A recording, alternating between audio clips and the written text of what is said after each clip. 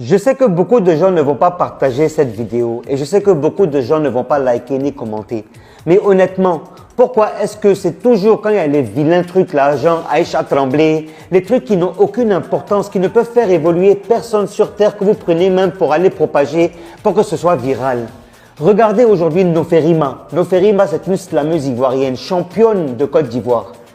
Pourquoi est-ce que je ne vois pas ça partout sur les réseaux sociaux? Pourquoi est-ce que quand il y a quelque chose de qualité, vous ne partagez pas? Pourquoi? Écoutez, écoutez. Tu nous as quittés sans préavis. Dans tes pas, il y avait des non-dits qu'on a interrogés en silence, avant de comprendre que tu nous avais abandonnés sur le quai de la vie sans contrôleur ni machiniste. Il paraît que c'est la tradition, qu'un homme a droit à la polygamie, que nos envies et nos aspirations ne pèsent pas lourd dans nos cultures machistes. Mais dis-moi, à qui as-tu laissé ton rôle de père avant de partir? Appelle-le, qu'il s'y mette le plus tôt possible, parce qu'on a l'impression de tourner en rond dans un monde carré. Maman a du mal à porter la culotte et moi la chicotte. Je suis obligée de porter ma croix et la moitié de ta croix, comme si tu m'avais appris à supporter un bagage aussi lourd. On dit souvent qu'une femme ça pleure dès qu'elle a mal. Mais depuis ton départ, je n'ai jamais vu maman couler une seule larme. Je crois qu'elle est morte de l'intérieur.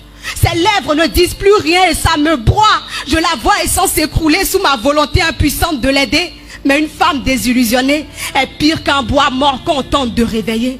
Une fois, elle est rentrée le visage écorché de plaies. Sous insistance, elle m'a avoué qu'elle était tombée à force de se taper des kilomètres à pied sous une tonne de balai. Tu n'imagines pas ce que j'ai ressenti. J'ai maudit le ciel qui m'a créé et qui a fait de moi ta fille. Papa, pourtant je t'ai aimé. Je t'ai aimé d'un amour inquantifiable. Tu étais mon ange gardien, le miroir où je voyais pousser mon ego, ma fierté. Tous ces hommes à côté ne pesaient pas un rond. Je t'avais toi et c'était largement suffisant. J'ai vraiment du mal à digérer ton départ, papa.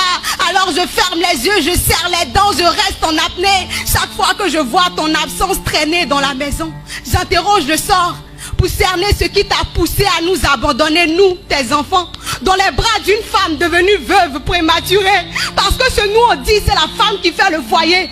Elle continue à souffler un feu qui a fugué.